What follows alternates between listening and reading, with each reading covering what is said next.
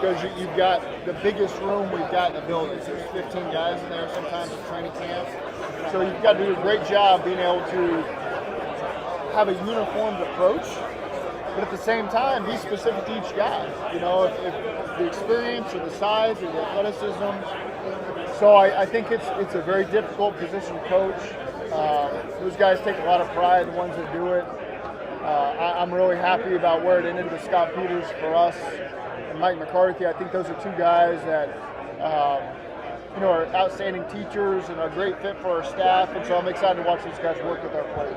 Given those qualities that you look for in an O-line coach, being able to manage a lot of people, be a good teacher, is it maybe a little surprising there aren't more head coaches that have offensive line position coach experience? That's a tough question. There's a lot of guys out there that are just coaches, period, that are deserving of an opportunity. There's only 32 of them, so that's a hard one for me to answer. Does that skill set maybe, could it lead to those guys getting opportunities to be a head coach? Are those things that maybe you guys would look for or would be valuable to be a head coach? I hope that's not what we're looking for. No, not for you. I think there's a lot of great qualities that I've worked with a lot of offensive line coaches, and being a great communicator is one of the top things you're looking for. Exactly. You can't exactly line up an Oklahoma drill, in August today, but what are ways you can work on tackling? Well, I think there's individual drills you can do. There's space drills that we try to utilize with our team. Our defense will go through circuits every week because you can't take guys to the ground necessarily. So there's a lot of stuff. I know Al Golden has a tremendous plan. Having been with us, having been in college, Notre Dame was an outstanding tackling team. Great job getting the ball away, first in the country. So there's a lot of things that I'm excited to watch Al do to make sure that we can continue to enhance that with our guys. But we don't do a lot of it to the ground in training camp. That's what the preseason games will be for. I see our guys playing more in the preseason this year than we have in the past.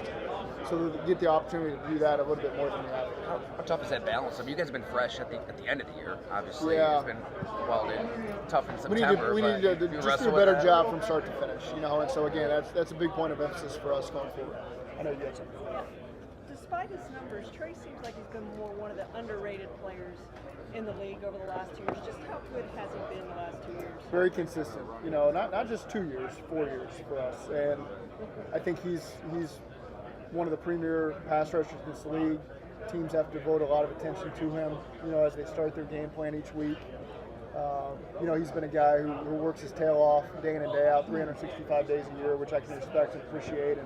And so, again, we'll just continue to work through the process with Trey. Zach, when you and Al went through the tape together at the end of the season, when you assessed your pass rush, did you feel like you wanted more from an interior or on the edge? Or can you talk about how you're going to improve that area next year? I think just more overall production outside of Trey.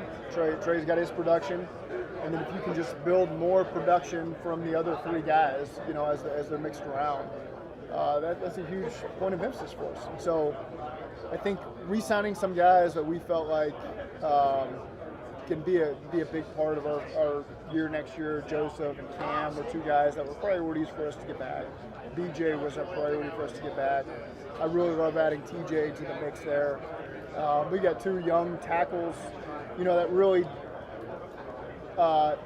didn't get the best opportunity to have a great season last year. They both got hurt in training camp. They both, Chris started his career with a club on his hand, playing defensive tackle. McKinley missed the first 4 games, and then they get thrown into the mix the rest of the year, and hey, go swim, rookies. So I'm really excited about them having a full year to see how things went with the NFL, be healthy, come back, and all the things they've learned. I think Jerry will do a great job with them. So I think those are two guys. It's really underrated, the process they had to go through last year in training camp in the early point. It's the last thing you would ask two rookies to want to have to do to go play their first games is come off of injury or be limited. So I'm really excited about those two guys as well. How optimistic are you that the Trey situation gets resolved and doesn't drag out? You guys have had a couple that have been extended. Yeah, just be patient with the process. What's the communication like between y'all, you and Trey, or throughout all this? Patient communication process. Zach, to Miles, you view this as kind of like Miles Murphy, a do or die type year for him? It's year 3 for a first-round pick. I think it's a big year for Miles. We have high expectations for him. We've always had that. He's going to have tremendous opportunity this season. to continue to rise up. I think he's approached so far this offseason just my limited conversations with him with a high sense of urgency. And so I'm really excited. He's made of the right stuff. He knows there's an opportunity in front of him to take advantage of. And so I'm really excited to see what Miles can do for us this year. Is that kind of the ideal scenario for you guys as Miles just takes off and lives it up to what you thought he would be, kind of what you said? Is that like, man, if it can be perfect, that's what we want it to look like? Sure. And sometimes the opportunity comes in year 3 and guys just catch a hold of it and their career skyrockets. And so we've seen really good things from Miles. Just going through with Jerry now, they're really excited about him. Just some of the potential that you can see from him. And so we'll see it get done. What are those conversations? You were saying limited conversations with Miles. What was that? More postseason. Most as we're leaving. Yeah, the debrief after the season. Yeah. He's been around the facility a little bit. We can't meet with those guys, but I've seen him in there working. I think there's a lot of questions now that you have receivers, how the defense will look next year. Yeah. Especially given the lack of cap space you have to improve defense. What gives you the most optimism that you all can be better defensively given kind of the restrictions that you have right now? Again, like I mentioned with those 2 interior tackles, so you got 2 young tackles that you invested last year in the draft that are going to have a better opportunity now with help, knock on wood. Brought guys back, at the defensive end position. Cam, we lost Cam, one of his first practices training camp. So excited to get him back in the mix with Joseph. So again, I think it's a collection of youth that's going to rise as well in the secondary that can take the next step. Those guys are all ascending players, safety as well. So I just think as a that's not the word I want. The defense as a whole has a chance to take a big step in the right direction. I'm excited about that. Exactly. Hey, what's up? With Liam being hired by Jacksonville, Sean's coaching tree is kind of expanded. Just what is it about that environment and Sean in particular that kind of you believe in the environment and the culture that Sean has set, for that organization, and just the daily process. You can speak it because you see it every day, you believe in it, you understand it, and you've seen the results. And I feel like guys would come to the Bengals and see the same process. They'd see our process, they would see the results that we've gotten over the last couple years. And, I'm excited to continue to watch Brian now. Brian goes on to Tennessee and we'll be able to do some similar things. So I think it's just the proof is in the pudding with Sean as the starting point of where guys have branched off and been able to have their own success. And that's a huge credit to Sean. Zach, I'm sorry. No, you're good. There are plenty of teams that don't have a true number 1 receiver. How would you sum up the value of having a guy like that? Well, it makes it easier on the play caller, it makes it easier on the quarterback, puts pressure on the defense that, you really got to make a decision. Do we leave him one-on-one? Are we safe to leave him one-on-one at any given moment? And I can think of so many key moments over the last couple of years when teams have made that decision against us in a critical moment with Jamar or T, because they're 1A and 1B for us. And I had to throw that in there because I really do like that. That they've made him pay, and so it gives the offense a tremendous weapon, and it puts a lot of pressure on the defense to have to make some decisions over the course of the week as you're preparing and on game day. Critical moments, you have to make a decision. Do we feel comfortable leaving this guy one-on-one as one of our corners, or do we need to commit help over the top, which is going to, greatly affect how you call the entirety of the game on defense. Zach, Ted kind of hinted on the Pat McAfee show that you might be changing some things with the off-season program. Yeah. What are you planning to change? Well, I just, again, with a lot of young players coming in, whether it be rookies, second-year players, third-year players, that we're really counting on. And I don't think we've had bad team cohesiveness, but I just want more of it. So find more ways to be collaborative as a team, team meeting settings and competition settings, so that when we come out of the offseason program, man, Joe Burrow can tell you about the new rookie such and such we got. He can tell you a lot about him, and the rookie can tell you a lot about Orlando Brown and the journey he's been on. So I think I want to go into training camp where these guys really know and understand. And, we're fortunate last year to build a new locker room in the offseason. But the offseason was a little disjointed because guys were housed in different parts of the stadium, because that's what you have to do when you redo your locker room. There's really no perfect way to do it. And so this year I'm excited to have everybody in the same locker room, everyone get a chance to really know these free agents and rookies and build that bond. So when we come out of, because the X's and O's, we'll teach it to them. There's only so much you can do on the field to really improve yourself. And so it's more about the team bonding and the cohesiveness going into training camp for us. Is there someone you consulted or other teams you looked at when you decided how you wanted to formulate your? No, I think that we've had a lot of internal discussions with our coaching staff about what it will look like, and so I'm just excited to get these guys back in the building and get to work with them. So what is that? Ropes courses, trust No. falls? It's just it's more football. It's more the playbook and the football IQ and the situational stuff. Letting guys be involved in that, and as coaches, we're going to do that all season. We're going to get up in front of the room and explain it, and there will be some times maybe the players can get up there and join into the fun and explain it a little bit. So I think it's just good. It'll build the football IQ and the situational awareness, and also get to know your teammates a little bit better. What's the argument against more good versus good competition in the OTAs portion? We're in pads. I mean, the whole thing is just the lack of pads. You have helmets on, and so you can't go full speed, number one. So we go good on good 7-on-7. Yeah. That's about all you can really do.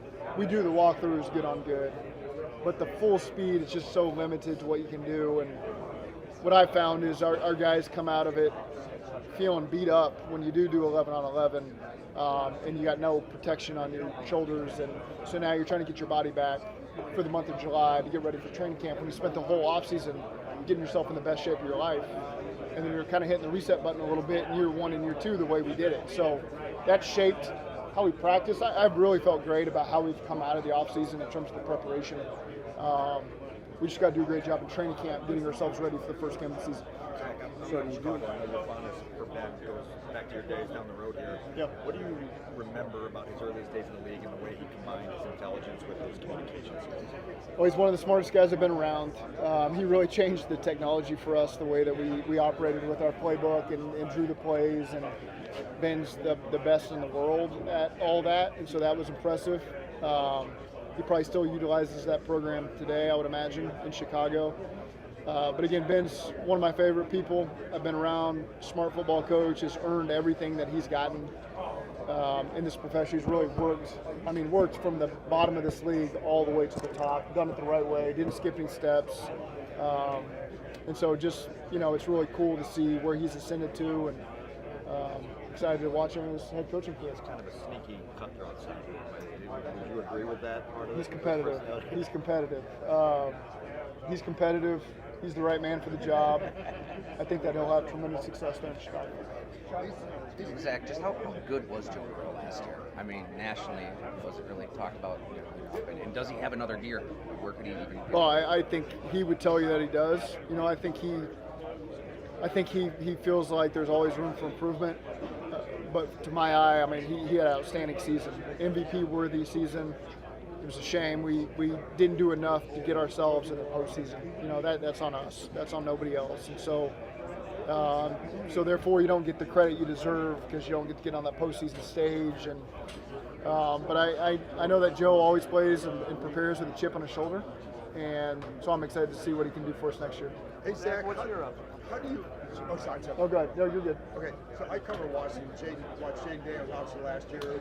With Joe Burrow, he had to build off a highly successful early career start to his career. How do you do that as a coach? How do your defense is going to obviously try and take things away? Yeah. What's the process like of trying to make sure that they continue to prove that your offense does? Well, you got your bread and butter stuff that you really like and enjoy, and you want to continue to do that. No one can ever take it away. If you got tremendous belief and your players buy into it and they understand all the ins and outs, you can always find ways to be successful with the stuff you believe in. And then what are the wrinkles off of what you do? And that's studying other teams. Cliff is innovative. These guys have all heard me talk about Cliff before. I mean, he's one of my favorite play callers in this league, going back to 2010 Houston, maybe 2011 Houston Cougars I'm talking about. And so I got faith Cliff will have some stuff up his sleeve to make sure Jaden can continue to go that way. Zach, when you think I'm going to hit him first. Somebody over here, right? Yeah. What's your opinion on the quarterback push? It's part of football, and we'll see where it goes going forward. Do you're in favor of keeping it? We'll see where it goes over the next couple days. When you think back to this a couple of years ago, it seems like there's become this trend of game-wrecking three technique that can just blow up over at any point. We saw Aaron Donald, obviously, Chris Jones has done it this past year in Philly. Is there a shift, like I guess, in team's philosophy of prioritizing that specific player and what they can do for a defense? If we can find Chris Jones and Aaron Donald, we'll do it. I mean, those are two Hall of Fame best over the last 15 years guys you just mentioned. So they're rare. You know, it's rare. So just those two guys singled out are two of the best we've ever played against. They're obviously a big part of those teams' successes. And that's, when you can find Hall of Fame players, you got to take them. But those are two guys I've got tremendous respect for, having coached in LA with Aaron. And having played Chris Jones 25 times in the last 3 years, it feels like I got a great amount of respect and appreciation for what those two guys do.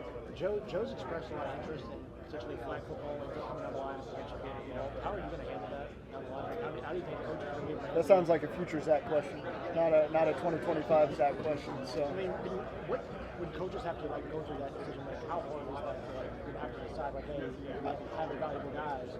We want to go and do this. I respect that question. I haven't put any thought into it because it's so far down the road. And are there going to be regulations that jump into place that prevent me from even having to worry about it? So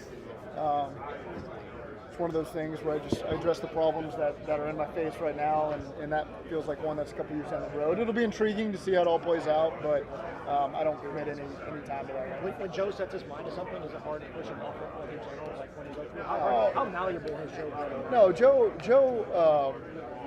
No, I would say, he's got his thoughts and his beliefs and what he wants to do, but he's as engaging as anybody when you're going to talk through a situation or discussion. He's as open-minded as anyone I've ever been around. You know, I don't. There's not hard-headedness there. There's not. Man, I'm dreading. I got this thing I want to do, and to get him on board. I've never once felt that with Joe, and that's one of the things I appreciate is you're able to have what should be deemed hard conversations with a player, and I know I'm going to get honest feedback, and he's not just going to put his cleats in the ground and be hard-headed about something. He's willing to do it. If it makes sense for the team, he's willing to do it. I'll get her, and then I'll get you, Kirsten. Quick question. When you look back at last year, that battle that you guys had with the Broncos late in the game, you have Joe Burrow going against Bo Nix. What were your impressions of the rookie and the performance he had against you guys? I think he's going to have a great career. Seems like a guy that his team really responds to the right way. He's got good leadership skills. They seem to believe in him, which is a huge piece of the puzzle. So excited to watch him continue to evolve. When you have Joe Burrow as kind of your anchor quarterback, how important is that to a franchise, especially when you find your guy to build the pieces around him? It's the most important thing. You know, you got to have a quarterback you believe in. We've got one we believe in, and I'm very thankful for that. I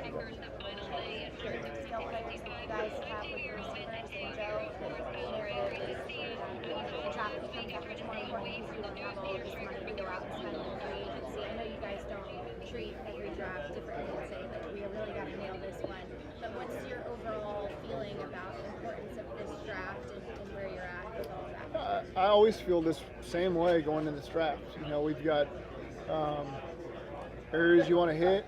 There's going to be great players available at positions where maybe you didn't feel like you needed, but there's a great player there. And so I feel like Duke and the personnel staff and everybody does a great job parsing through those decisions. We're always at a point where everyone's on board with who we select, and we're excited about it.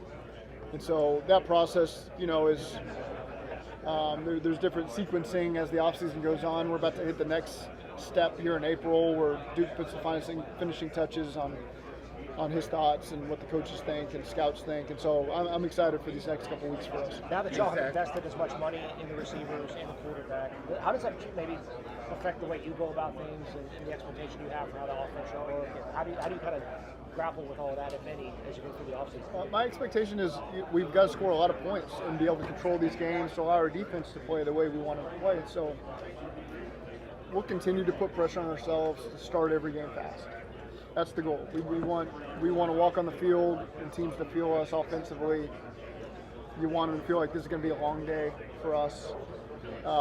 We take great pride in the first 2 drives of the game, and starting the right way. And so I'm just excited. I'm excited to know we got these guys back, know that they feel good about how they're compensated, take that pressure off of them, and now we get a chance to go play football. And so just really excited about where this group is at right now. Down those lines, how nice is it just not have the contracts? And, Joe's had injuries to go into a training camp. Well, it's nice, but there's always going to be challenges that and so they may rear its head in a different way from contract form. That's the beauty of the NFL is every team's going through something,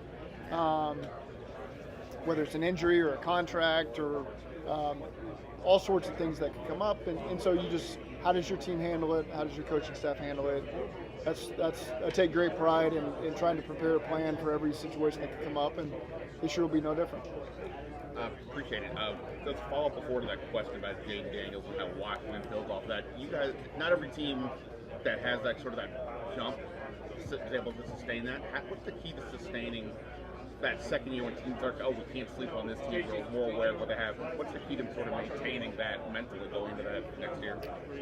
The team's just got to have that mentality that it wasn't good enough, and every year is a new year. That was a really impressive team last year. I think Dan Quinn's outstanding. He's been through all this before. He's sustained success, so I would assume that they're going to continue to do very well there. It's like you guys have taken calculated risks with off-field stuff in the draft in recent years. Some hit, some maybe don't. Do those affect future drafts? Like when you Never. No. Do you enter this saying, can we get back to ball-loving culture, captain guys? Is that something, a conversation that actually happened? No, I think we talk through every prospect.